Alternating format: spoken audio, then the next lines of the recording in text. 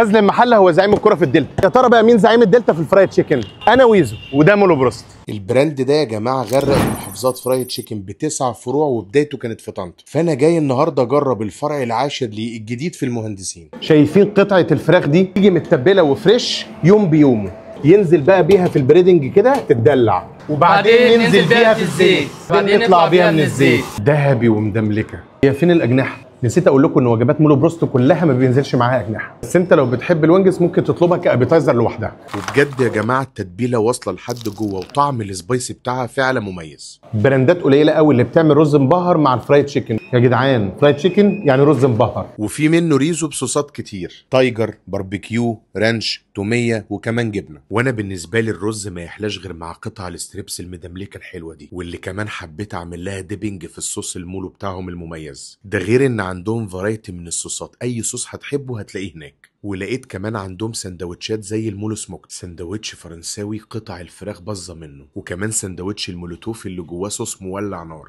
والمولو بومر اللي جواه موتزاريلا ستيكس. ده غير ان عندهم وجبه اسمها سوبر مولو، فعلا وجبه سوبر، كل اللي انت عايزه هتلاقيه فيها. لو بتحب الفرايد تشيكن لازم تيجي تجرب مولو بروست.